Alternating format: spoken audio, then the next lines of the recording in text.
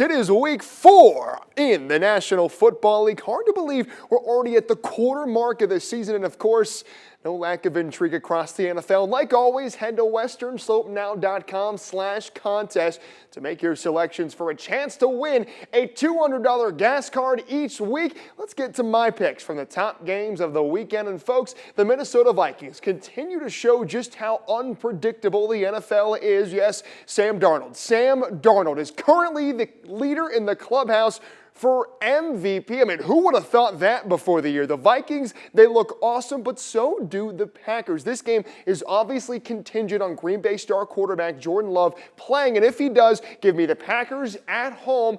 The Vikings keep it close, but Green Bay gets it done 27-24. And how about this for a game?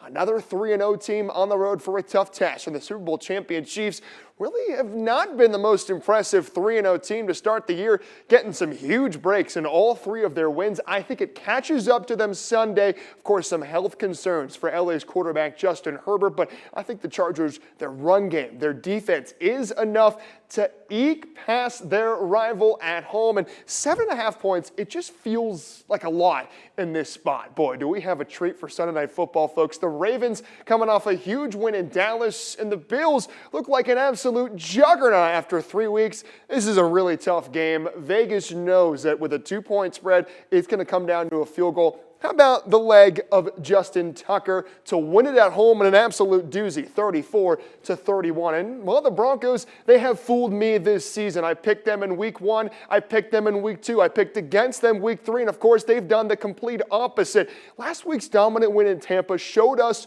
what we believed this team could be when the defense is opportunistic and plays that well. And the franchise guy, Bo Nix, he took advantage of those turnovers, and we saw what happened. And what did we say last week for the Broncos? What did they have to do? They had to run the football, and they did that last week. 136 rushing yards, nearly 5 yards a carry. It's winning football. That's the blueprint in New Jersey on Sunday. Play, keep away from Aaron Rodgers, run the ball, control the clock, force timely turnovers.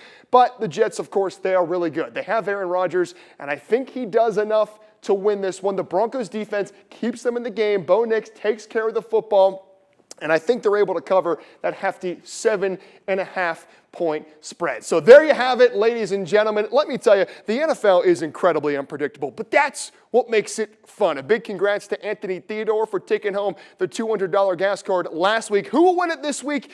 The only way to win is to play. But that's all my time for sports. I'm Big Will Evanson.